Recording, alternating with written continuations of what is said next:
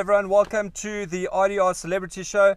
I'm your host, Robbie Durant, and welcome to another incredible episode, proudly brought to you by Solution Center. They are the resellers of Apple products, as well as the only authorized service provider in Zimbabwe. So this man I see is carrying an apple, so we're going to be talking to him just now.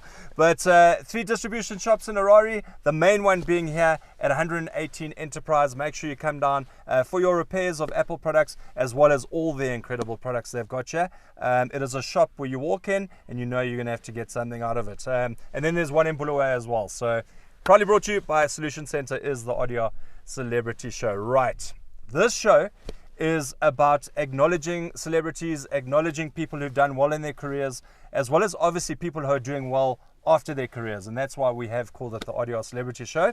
Khadevis Robinson from America. How are you, sir? I'm doing great. Thanks for having me. I'm doing great. Well, I'm shaking the hand of absolute a giant. Let me tell you this. Olympics, he was the USA's 9 times champion for the 800 meters. He went to the Olympics 2004, and at the age of 36, let that sink in, the age of 36, he made the Olympic team for America to go through to the 2012 Olympics at the age of 36.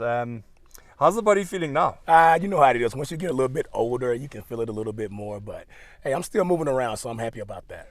We're so proud. We're going to be getting into what you're doing in Zimbabwe. Obviously, it's so good to see sportsmen getting into giving back, and we're going to be getting into that a little bit. You didn't have an easy road. No. You had a very tough road to get to where you're going.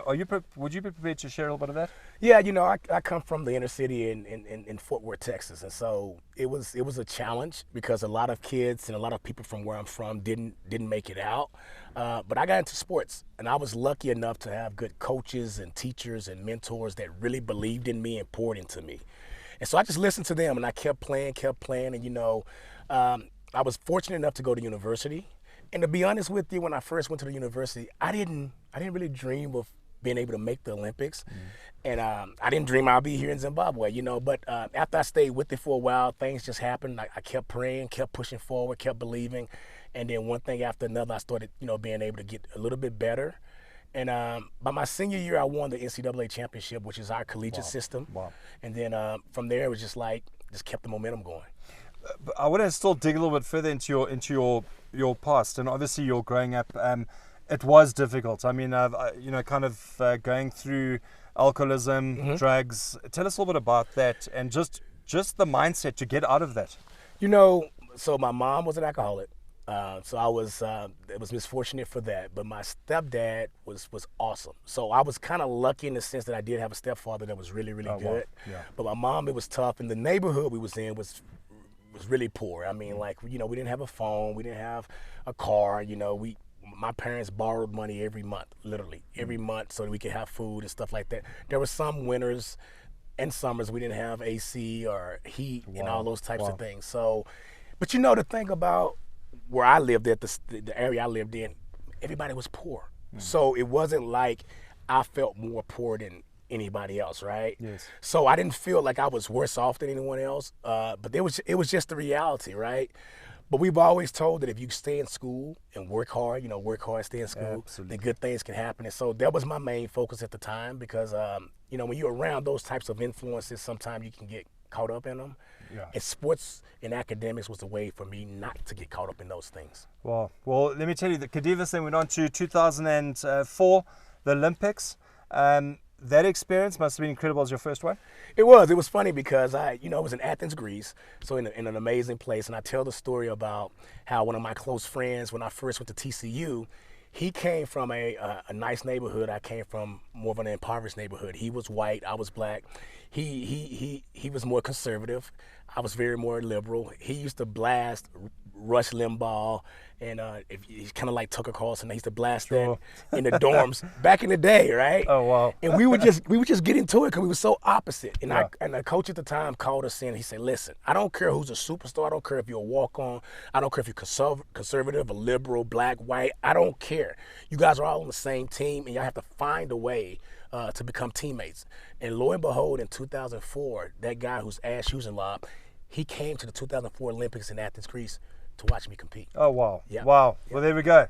So it is not about black. It's not about white. It's not about your different opinions when it comes to politics, whatever it is. It's when you're in a team, you play as a team. That's right. That's right. It's a team. That's what the coach told Love us. it. Love it. 2012, 36 years old. He goes and he competes at the Olympics in the 800 meters. How was that? I mean, that experience for you? You know, we got to go back a couple of years because I missed it in 2000. I made it in 2004. Then in 2008, when I was 32 years old, I thought that was it. That was the last one. That was the one that I thought was going to be it. I would make it, do well, and retire. I had a son at the time. He was a couple of months old. And it's funny because when I went in to get ready to run, my son sees me leave. I go to the track, I run, and I get the dreaded 4th place. wow. The USA only takes 3. I got 4th. Wow. And so as I was coming out after finishing 4th, I see my wife, and she's crying, and she's distraught. And then I see my coach, and he's like, oh, we got to, he's just trying to, And then I see my son, he's like, Dada. Because he's 7, 8 months, he don't really know, right? Yeah. And so his thing was, I see Daddy, he's here, he leaves. I hear a lot of commotion and noise, and he's back. Pick me up, Oh, wow. And so it puts things in perspective, right? Absolutely. You're thinking about what you just didn't accomplish or your failures and all those types of things, and your kid is just like, man, listen, I want Dad, you've been gone, pick me up, and I'll be happy. So it put it in perspective. So at that time, I had to make a decision. And the decision was, am I going to stay another 4 years just to try for the opportunity to make the team? Because it's not guaranteed that you're going to make it in 4 years. Yeah. So I made a commitment to myself, and I said, you know what? It's more in me.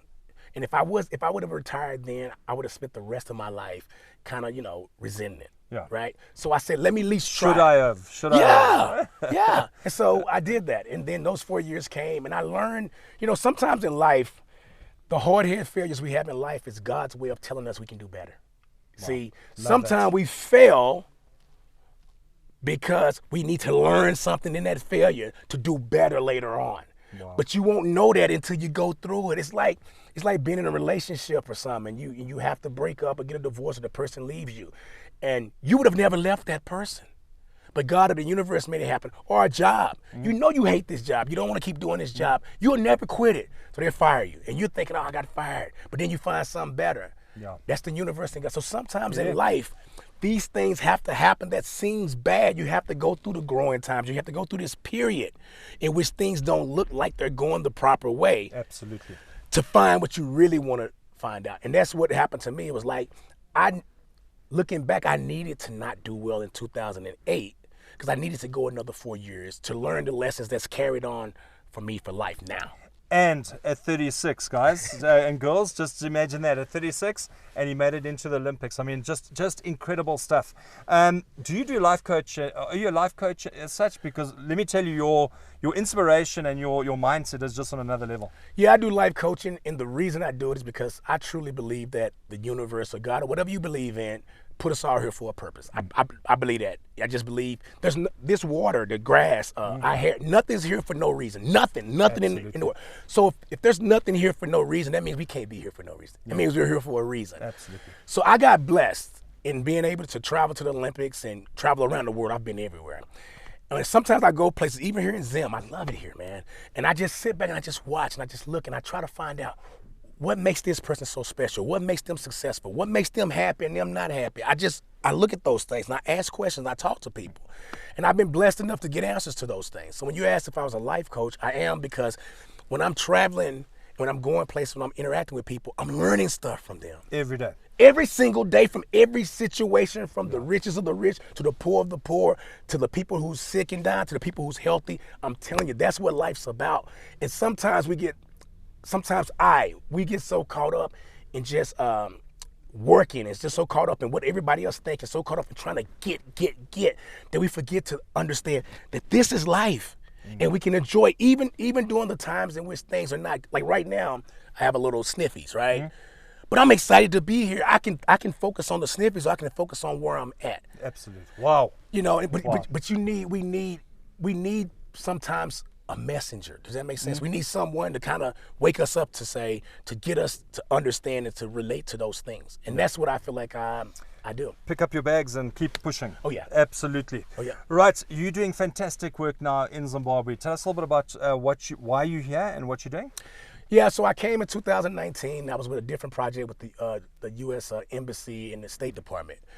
And I came back this time with my nonprofit, which is called the Reading and Running Initiative. And what we're doing is we're going around speaking with everyone pretty much, but mostly youth and individuals that's in either high school or college, and just sharing information about if they wanted to find a path to go to university in the U.S. There's a lot of different levels. We tend to think just about Division I, the big schools and the big scholarships. Yes. But in the U.S., we have Division II, Division III, we have NAIA, we have junior college, we have community college.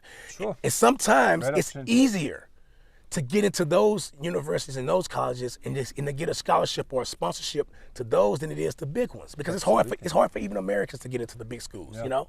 So I really just wanted to share that because I did have that information, and last time I was here, people was asking me, and I was like, man, I thought that everyone knew that information. I didn't know that it wasn't necessarily out there for everyone. So I came back. I went to the embassy about 2 days ago. They have programs there also. If you can check into the U.S. Embassy site, they have stuff, and that's why I'm here. Wow. So check out the U.S. Embassy. Would that be Zimbabwe? U.S. Embassy in Zimbabwe. In Zimbabwe. Yep. So there's opportunities for you to go to university in the States. Obviously, I mean, this man's doing incredible work. He's been to Bulawayo. He's in Harare. And obviously, we are hosting a competition 16th, 17th of September.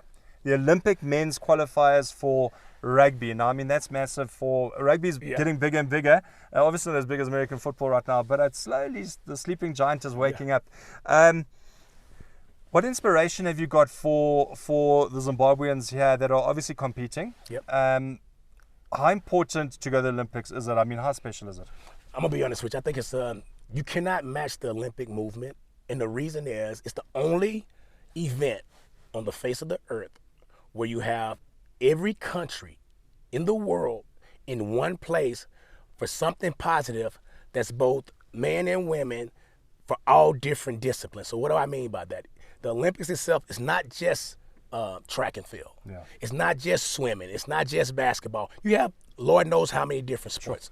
And then you have individuals, you can be this short and thin and small, and you can be a gymnast. You can be 6'8" and 300-some pounds. You can be a shot putter. You can be any size. It doesn't care about your race. It doesn't care about your religion. It don't care about your height. If you're willing to work hard and believe, because I want to say this. When I was at the Olympics, I remember sitting in the cafeteria and I'm looking, I'm seeing all these people. I mean, different people from different sizes, from all over, just everywhere. And some of them look just regular people. And I'm trying to figure out what makes them different than just the regular people that's out here. It ain't because they had some special skill, because God in the universe gave everybody a talent and a skill. What it was, when I asked them, I said, where you from? They say, I'm from Belarus. I say, what do you do? And they're telling me wrestling or whatever. I said, was you the best one in your class? They say, well, at first I wasn't. There was somebody better than me, but he did. Or I asked them about gymnastics. They said, well, they all had a story. Everyone went through something. But what I found out as I asked those questions at both Olympic Games is that it wasn't that these people were so special and different. It was just that they didn't quit when they got down. Yeah, they kept at it. Some of them, you ask them, was y'all rich when y'all was a kid? No, we were poor.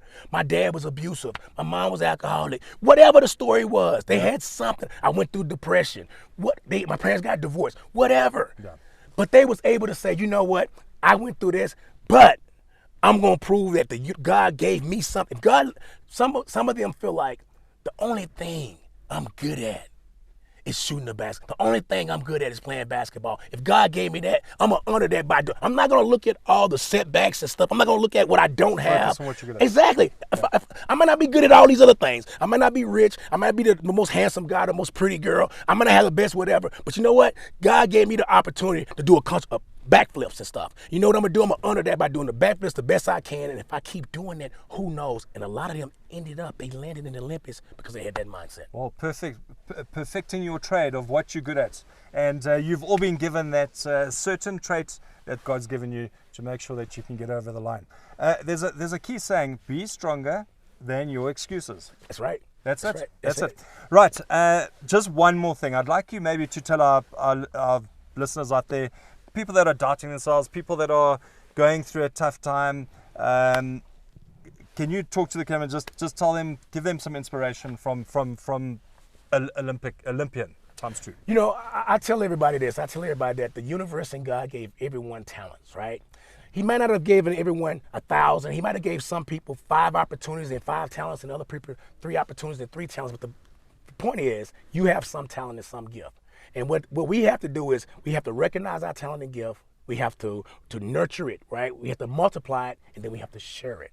And what the great book says, it says if you do that, then you will be given more, right? But if you don't, it'll be taken away from you. Now, here's the catch. It didn't say you had to be a good person or a bad person. So we want to think sometimes if I'm a good person, I just sit back and I don't do nothing, then everything good's going to happen. It don't work like that. So with the talent and the gift that the universe or God gave you, nurture that. If it's singing, sing. If it's selling stuff, sell. If it's teach, it don't matter what it is. Just find that gift and don't focus on what somebody else has or what somebody else don't have and how they had it better or whose parent. None of that's important. That's life. We can't change that. But what we can do is say, okay, I'm good at drawing. And you know what I'm going to do? I'm going to draw to the best of my ability. And if I do that, guess what? The universe and God's going to give us more of that. And that's the big focus I think everyone should take. Well, I could sit with Khadevis Robinson for a very long time. I think we could become very, very good friends. Certainly empowering here on the RDR Celebrity Show. I've just got to say thank you very much. Thanks for having me. Thank you for your time. Thank you for what you're doing for Zimbabweans, for the kids, and empowering them to potentially get an opportunity to go and get a scholarship or a bursary in any field. Any field. So have a safe trip back. I'm sure we're going to be seeing a lot more of you here in Zimbabwe. Khadevis Robinson, the 2-time Olympian, 9 times USA champion for the 800 meters. This is the RDR Celebrity Show, proudly supported and sponsored and powered by Solution Center.